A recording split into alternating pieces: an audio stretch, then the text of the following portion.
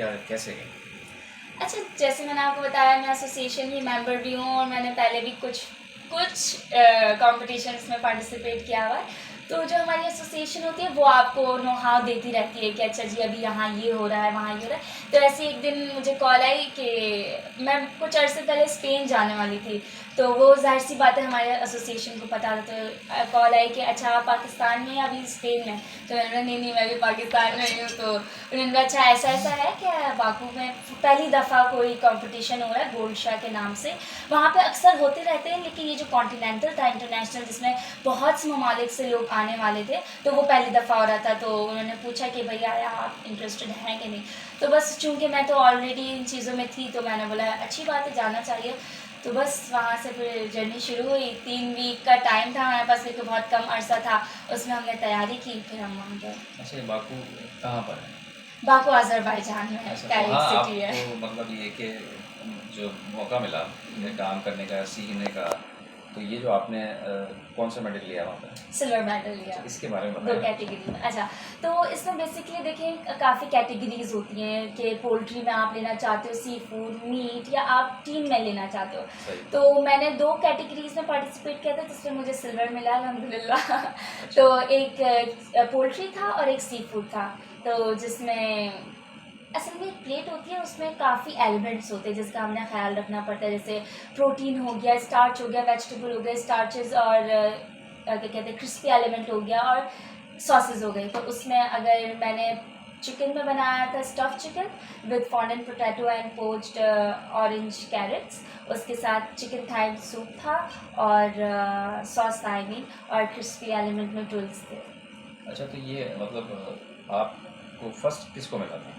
First अच्छा देखिए इसमें फर्स्ट सेकंड थर्ड ऐसे होता नहीं किसी भी अच्छा। कैटेगरी में। इसमें मार्क्स के हिसाब मार्क्स से उसकी जजमेंट होती है। जैसे 100 मार्क्स है तो 89 में आपको सिल्वर मिलता है, फिर 90 के बाद फिर आपको गोल्ड मिलता है। तो 1 मार्क्स के उस अच्छा। पे बस वो देखा जाता है। तो अगर पोल्ट्री में 10 लोगों ने पार्टिसिपेट किया तो सबको गोल्ड मिल सकता है और सबको सिल्वर मिल सकता है और अच्छा। सबको ब्रॉन्ज मिल सकता है। तो उसमें कोई फर्स्ट सेकंड थर्ड नहीं होता। अच्छा, ये जो इतने सारे मेडल्स हैं इनके बारे में बताएं।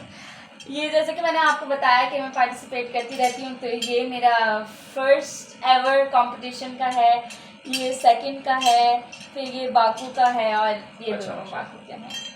अच्छा, उस इवेंट की कोई ख़ास बात बताएं कि इतने सारे लोग मैंने भी देखे उसमें बहुत सारे लोग, उनमें कौन सा ऐसा था जिससे आपने कुछ सीखा हो या आपको याद रह गया हो कि यार मुझे इससे मिलकर बड़ी खुशी हुई? ऐसा होता है ना दुनिया भर में आदमी कहीं भी जाता है उसे कोई ना कोई एक शख्सियत याद ज़रूर रही।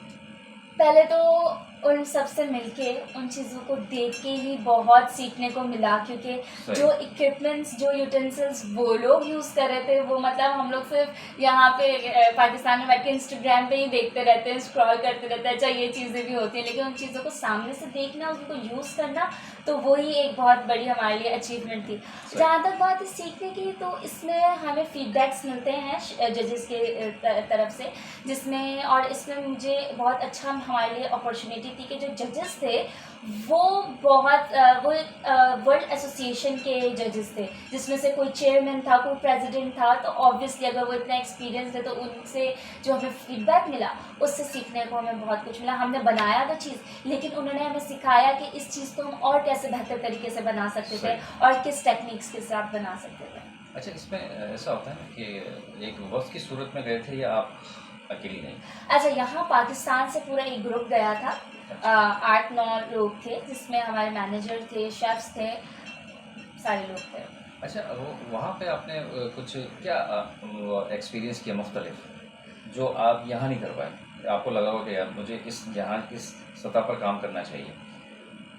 जैसे कि मैंने आपको बताया यूटेंसिल्स और इक्विपमेंट का देखें कलनरी आर्ट्स ऐसा फील्ड है आप जहाँ जाओगे वहाँ से आपको सीखने को ही मिलेगा क्योंकि ये इतना वास्ट और डाइवर्स फील्ड है कि हम कभी ये नहीं कह सकते कि अच्छा जी अज़रबैजान में ही सिर्फ आता है या पाकिस्तान में ही सिर्फ आता है। आप जब भी कहीं जाओगे आपको नई चीज़ें मिलती रहेंगी। तो खाने तो वही होते हैं, उनको पकाने के अलग तरीके होते हैं। अब जैसे अगर हम बात करें स्पेसिफिकली बाकू की तो वो लोग बहुत बहुत सिंपल कुजीन का इस्तेमाल करते हैं। जैसे उनके खानों में ज़्यादा मसाले नहीं होते। तो जब उनको हम लोगों ने टेस्ट किया देखा हाँ यार ये ज़्यादा हेल्दी और ज़्यादा टाइम सेविंग है अगर हम इस तरीके से अपनी कुकिंग को और टेक्निक्स को लेते हुए चलें। अच्छा, इसमें थोड़ा-सा मतलब चाइनीज़ भी इसी तरह के खाने होते हैं या थोड़े से अलग ही हैं? अच्छा, जहाँ तक चाइनीज़ का है वो बहुत ही एक मुख्तलिफ, अगर हम बोलें तो डिपार्टमेंट बोलेंगे उसको, कि उससे कोई लिंक नहीं है। हाँ, चाइनीज़ हो गया, कोरियन फूड हो गए, थाई, ये सब मिलते जुलते हैं लेकिन बहुत मुख्तलिफ है। जैसे चाइनीज़ में सिर्फ बहुत मीठी मीठी चीज़ें होती हैं, लेकिन थाई में वो बहुत लिक्विडी और हम कहें तो बहुत हर्बफुल फ्लेवर होता है उसमें। तो हर एक कुज़ीन बहुत मुख्तलिफ है। ऐसी जैसे हमारी एशियन कुज़ीन है वो सही। बहुत हमारे हम बहुत स्पाइसेस का इस्तेमाल करते हैं, ऐसी वहाँ पे नहीं करते। तो हर एक अलग डिफरेंट उनका कुज़ीन है। अच्छा, अब जो आपकी कामयाबियाँ हैं माशाल्लाह बढ़ती जा रही हैं, फ्यूचर में आप अपने आप को क्या देख रही हैं? फ्यूचर प्लान्स तो मेरा ऐसे कुछ खास होते नहीं है। मैं मेरे मंथ के प्लान्स होते हैं कि अच्छा जी इस मंथ में मैंने ये करना है, कि 6 महीने के अंडर मैंने ये काम करना है। फ्यूचर प्लान्स बस ये है कि अच्छे से अच्छा शेफ़ बनना है, बहुत से ममालिकों में जाके कॉम्पिटिशन्स में पार्टिसिपेट करना है और बस ये सब। अच्छा, ये आप वहाँ से जब आईं तो मतलब ये कि घर वालों ने तो कुछ मतलब कैसे सेलिब्रेट किया होगा? क्या आपको कहा होगा? वो कैसी खुशी थी? वो भी तो बताएँ ना आपकी वालदा सामने। वो तो पाकिस्तान आने से पहले ही बहुत मुझे महसूस हो रहा था, उनकी खुशी की शिद्दत मुझ तक पहुंच रही थी। तो वो बहुत खुश थे, ज़ाहिर-सी बात है। सिर्फ जाना और पाकिस्तान में मैंने, जैसे मैंने आपको बताया, गोल्ड मेडल मैं ले चुकी हूँ, लेकिन आप जब एक नए कंट्री जाते हो, उसके माहौल के हिसाब से आप चीज़ों को देखते हो। आप यकीन नहीं करेंगे, हमें वहाँ पे एक सामन फ़िश लेना इतना अज़ाब हो गया था कि मतलब यार फ़िश तो यहाँ पे चलाते हैं, ज बोलते हैं। बोलती ना?